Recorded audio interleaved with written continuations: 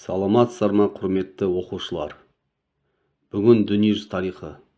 Сабақтың тақырыбы Наполеон империясы қалай құрылды және оның құлдырау себептері неде?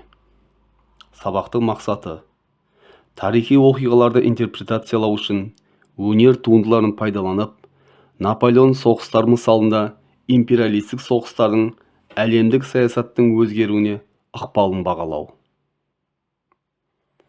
Құрметті оқушылар, экрандағы суретке назар қояйық. Суретте қандай оқиға бейнеленген?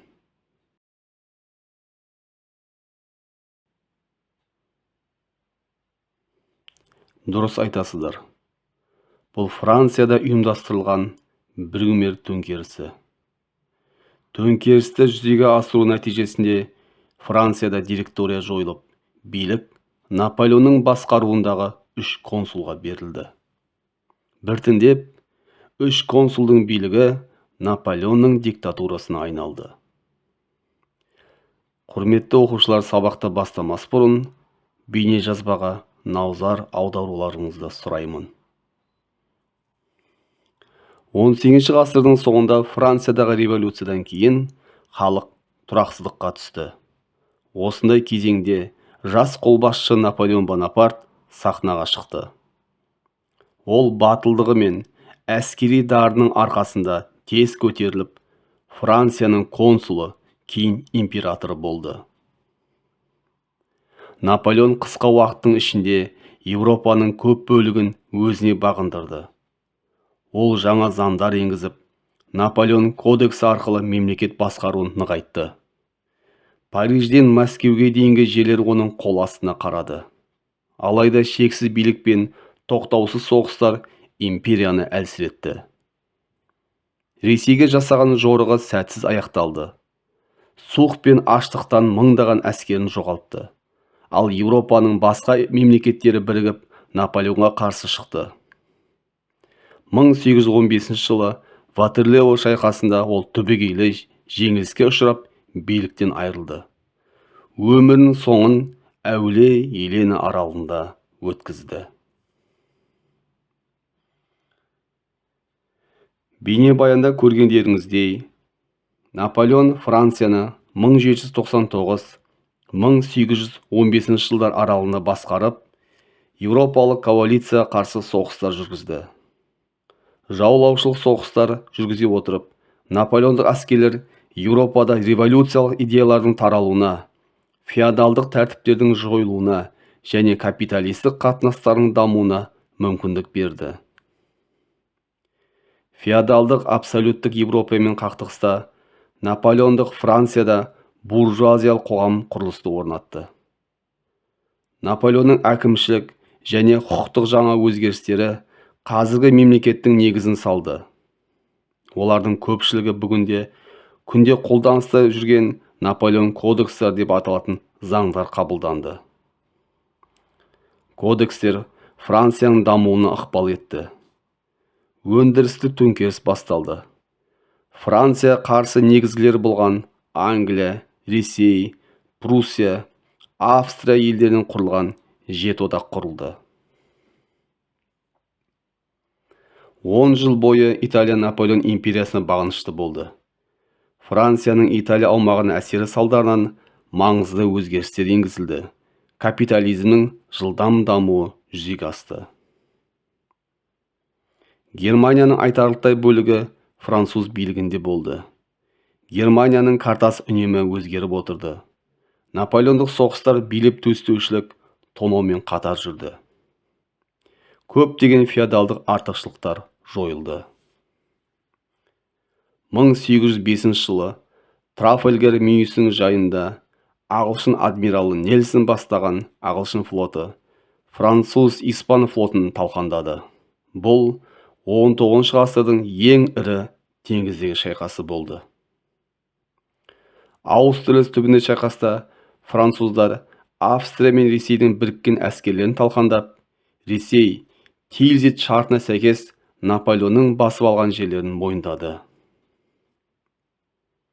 Еуропалық мемлекеттері қарсы соғыстағы бірқатар жеңілістерден кейін Наполеонның мықты қарсыласы болып Англия қана қалды. Ол Англияның экономикасын әлсірету үшін Францияға тәуелді барлық мемлекеттерге Англиямен сауда жасауға тыйым салды.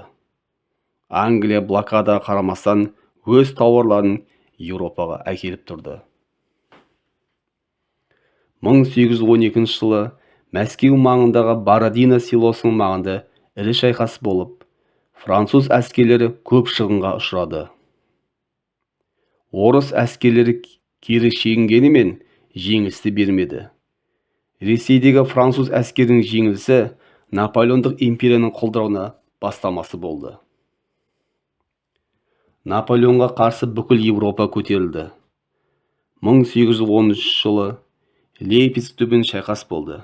Оған 500 миллионнан астам Франция мен оған қарсы одақтар қатысты. Франция жеңілді. Бұл шайқастар халықтар соғысы деген атаумен тарихта қалды. 1814 жылы одақтастар әскері Францияға енді. Наполеон тақтан бас тартты. 1814 жылы Наполеон Эльба аралына жер аударылды. Наполеондық соғыстар аяқталған соң, Венада бүкіл жалпы Еуропалық конгресте Франция аумағын бөліске салды.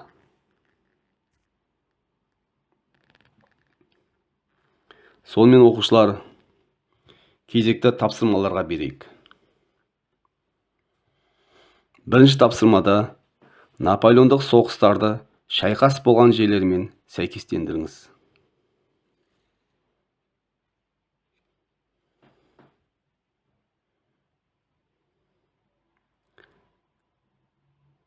Енді дұрыс жауапқа назар қоямыз.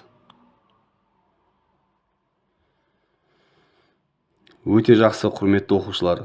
Келесі тапсырмаға кезек беретін болсақ, Наполеон империясының ішкі және сыртқы саясаттарын іс-шаралар, нәтижелер бойынша талдаймыз.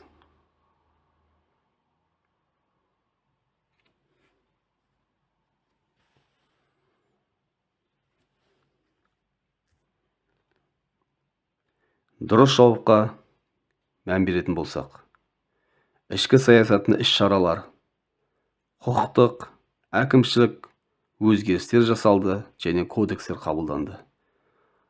Бұл іс-шараның нәтижесінде мемлекет экономикасы нығайды, ауыл шаруашылығы дамыды және Францияда өндірістік төңкеріс болды. Осыдан қорытындылайтын ойымыз, Франция мемлекеті Наполеон жүргізген саясаттың нәтижесінде саяси және экономикалық дамыды. Сыртқы саясатында Еуропа елдерінен соғыс жариялап, ескі феодал тәртіпті жоюға тырысты. Нәтижесінде оған қарсы одақтар құрылды. Бүкіл Еуропа күш біріктіріп, нәтижесінде Наполеон империясы құлады.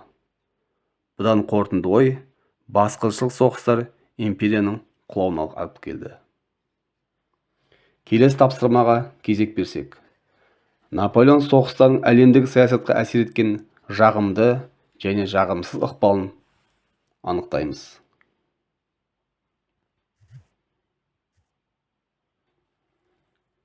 Дұрыс жауапқа кезек беретін болсақ,